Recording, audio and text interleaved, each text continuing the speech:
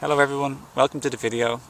I hope life finds you well today, and in this video I want to share my knowledge about thyroid health so you can have a better life and have more richness and abundance in your life and body temple, body vehicle, and your manifestation and creational ability. So in this video I'm going to talk about herbs and just general health practices for your thyroid. So I'm going to rattle off some things for your help, some body, some herbs I'm going to talk about first, which I'd recommend.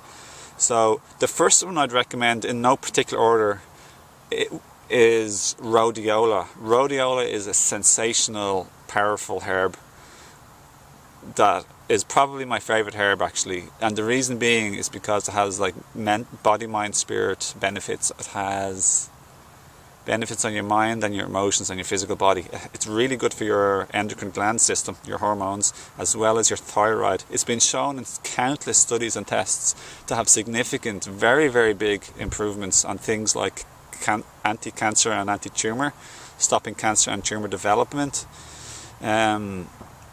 energy, reducing fatigue, more concentration, more stamina, and not just physical but also mental. So it's fantastic for people studying or working with their mind, which most of us or a lot of us do.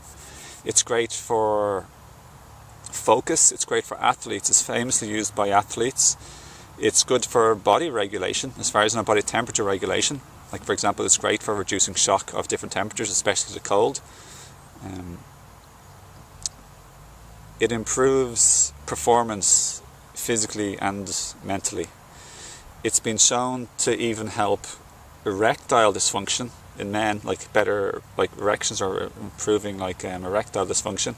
It helps menses, which I only found out about today. It helps like noontime menses, like menstruation cycle in women, which is phenomenal. There's also been studies showing that it,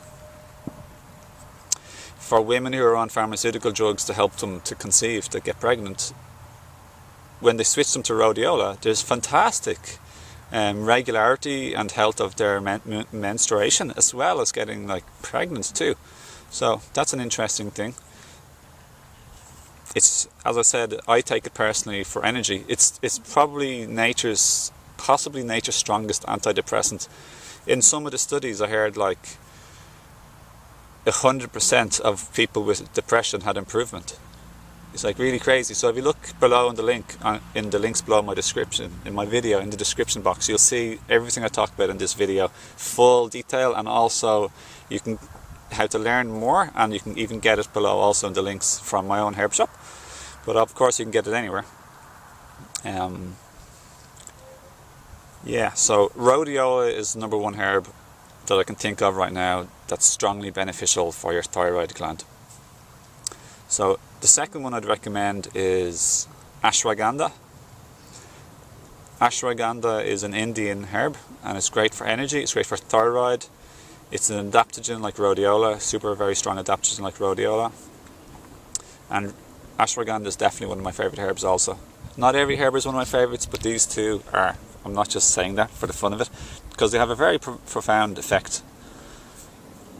Another thing, just getting back to rhodiola, is it also, as well as being it's really a natural antidepressant, it's also a mood booster. It helps like the brain neurotransmitters. So it's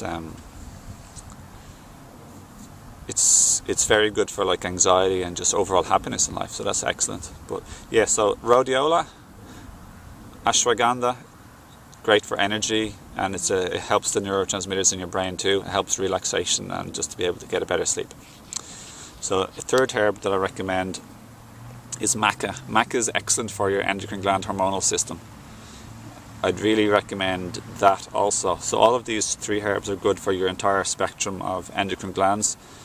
Maca is probably more famous for endocrine glands, and maca is one of the top 2 or 3 best herbs in the world for women. I'd highly recommend maca. If I was a woman, I'd be taking maca for sure, and I'd be taking probably rhodiola after that, and shatavari also, but that's a different story. So maca will also help your thyroid. Okay, rhodiola, ashwagandha, maca, they're all adaptogens that help you cope with stress and relieve stress and tension and help your body be stronger also.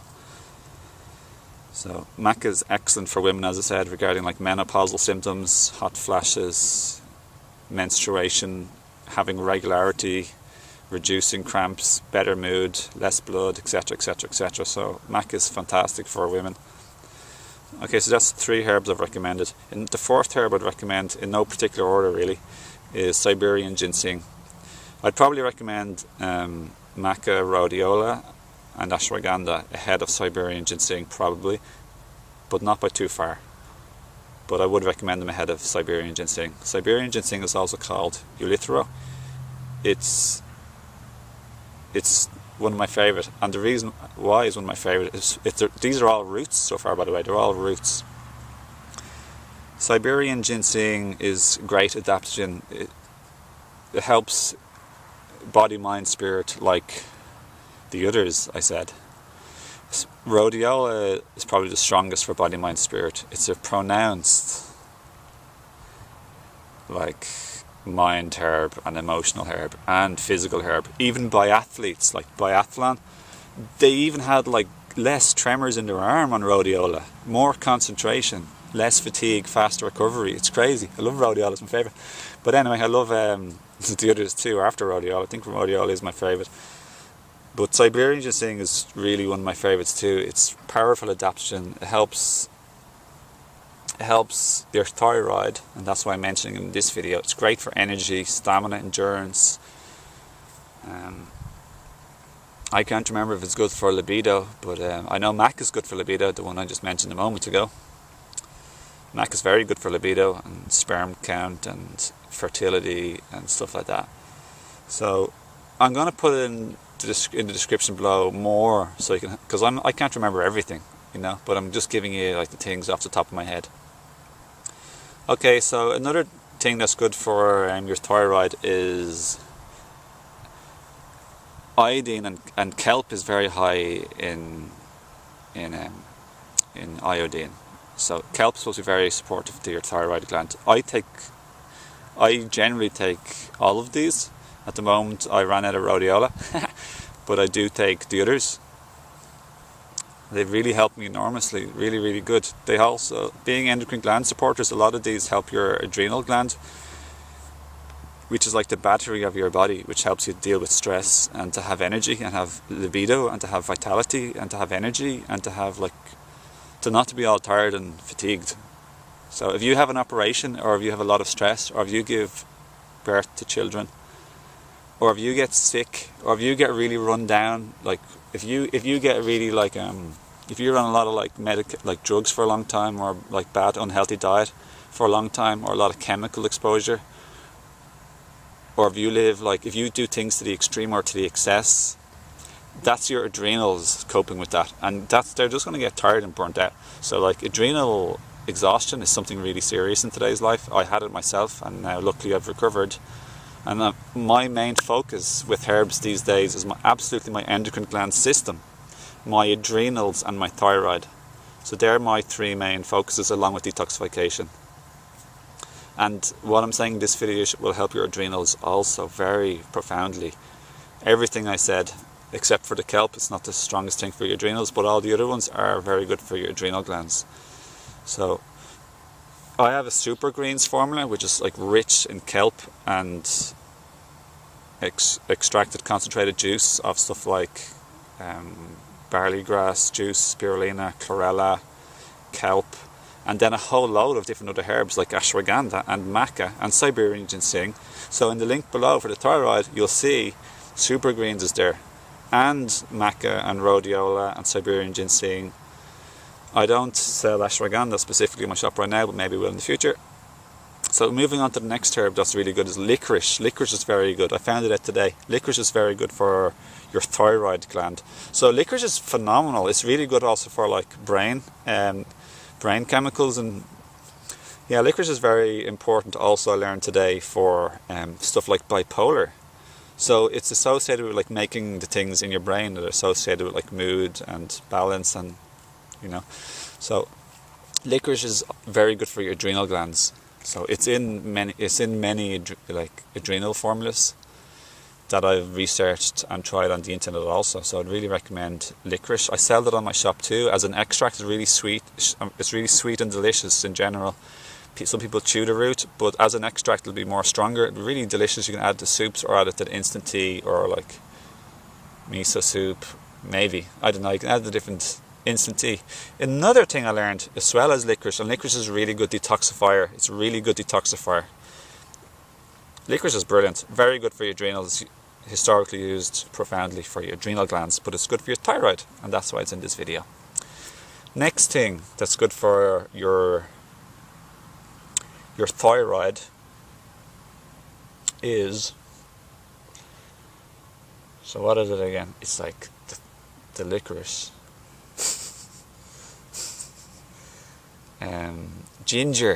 Ginger root, and licorice is a root. So all of these are nearly all like roots, except for the kelp. So ginger is supposed to have a lot of the magnesium and other minerals associated that your thyroid uses. So I'd really recommend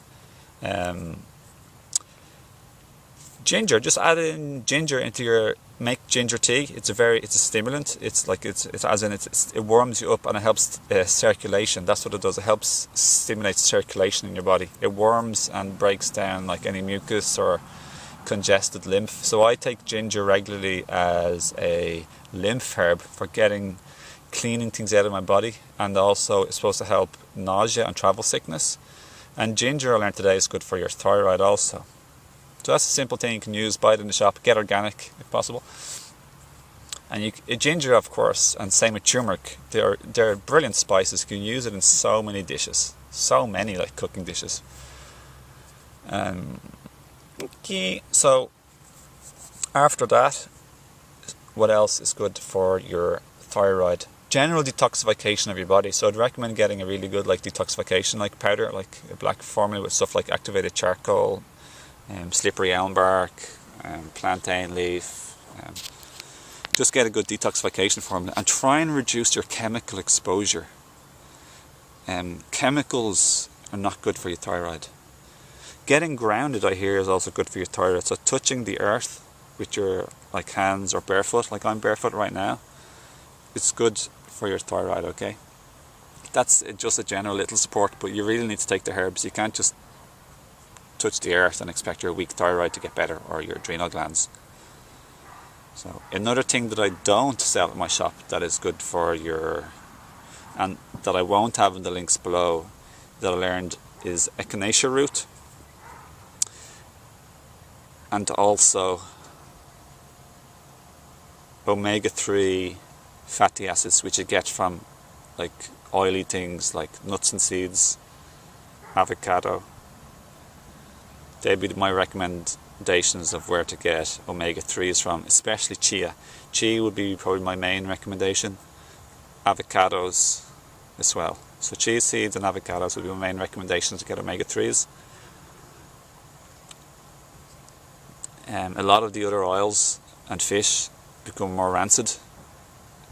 So omega-3s spoil easily in stuff like in like the shelves in shops. So it's better to get something like an avocado or chia seeds, because chia seeds are like very protective and their omega-3s last longer. That's what I read and heard anyway. Chia seeds are a really good nutritional food. Flax, they say, is also good. But overall, flax is also good for like women's like breasts, like anti-cancer and tumour on their breasts, as far as I know. Flax seeds was very recommended to women. And it's better to get the seeds and then powder it yourself and take it, rather than taking flax oil or flax powder already. Better to get the seeds and do a fresh blend it yourself. And that goes for a lot of things. Better to try and have things as fresh as possible. So okay, so that's all the herbs and superfoods and just dietary practices almost. They're the herbs out of the way. The next thing I'd recommend for your thyroid and for your overall health, okay, to support your thyroid, is more raw foods. You want more raw foods, okay? Don't be heavy on the cooking too much as a main part of your life. Try and graduate and switch your diet more towards raw food, okay? Because raw food has their enzymes, has more nutrition usually, for sure. It's lighter on your system, it's easier to digest, it's lighter to push out and remove from your body also. So, and it's faster to push out from your body too, generally speaking. So, except for the dehydrated raw foods. More like stuff like the fruits and the greens and the salads, they're really brilliant staples of a raw food diet. More generally towards veganism too, raw food, raw veganism generally, like that's generally better. But if you're going to eat animal products, try definitely get them organic. It's way too contaminated with toxins to eat like non-organic animal products of any kind, meat, fish, dairy, eggs. Don't do that. That's like just a bad idea altogether. But otherwise, just go more towards the vegan path. If you don't have to be 100%, don't have to be like extreme. You don't have to get like crazy and be identified with your label. But that's what I'd recommend, raw food. And I'd really recommend green smoothies. Try have between like 2 cups to 4 cups or 6 cups a day of green smoothie. That's just like a mix. Get a blender, you get water, you get green leafy vegetables like parsley, spinach, dandelion leaves, cilantro, anything like your favorite green leaves, and then you blend it with fruits like banana or pear or apple. Banana make them creamier. These are extremely easy to digest. You can use like wild greens. I'll put a playlist below in my link below the box where I have a full playlist on loads of wild greens you can pick for free that are even more nutritional and more powerful and more medicinal, more healing than stuff you'd buy in the shop. So the wild food like you get for free, like dandelion leaves and flowers, clover leaves and flowers, chickweed, purslane, nettle. Nettle is another one that's good for your thyroid too, actually. I forgot to mention that. There's so many. There's sow thistle, there's plantain, there's cleavers. There's an abundance of wild greens everywhere. Like even the grass. The grass roots and grass leaves are all edible too. And then there's the tree leaf, the clover. Clover is really good nutritional herb, full of amino acids, and yeah, it's fantastic. The clover flower is really good blood cleanser and nutritional. So basically speaking, the wild food is like so powerful. And like check out this. Here's like dandelion. Dandelion is like a superfood, so powerful. You can save so much money and medicinal fresh properties. Like a lot of these wild foods are very herbal, powerful medicines. Dandelion root, you probably don't know, has been shown to kill 98% of cancer. I forget which type of cancer, but maybe a few different types of cancers. It's like dandelion root is like so powerful. Like the medicine is there for us, guys. So that's what I recommend. All the herbs, raw food, green smoothies. Really, really, really, really recommend de-stressing your life. If you're overstressed or you're overdoing things, that's going to be very bad for your health. So try and relax, breathe, rest, be a bit mindful or meditate. Just calm down, breathe, slow down, relax, enjoy your moment, enjoy the life, enjoy the process, enjoy the week, enjoy the day, enjoy the moment, enjoy the present now moment. Be present more. Don't be like a fluttery mind everywhere, the past and the future, getting stressed and rushing and not enjoying life. And sleep and rest are the foundations of health. It doesn't matter what you eat. If you're like totally always not getting enough sleep, that's going to wreck your endocrine gland. That's going to mess up your endocrine gland system. It's going to make you not recover from your activities and stress and life.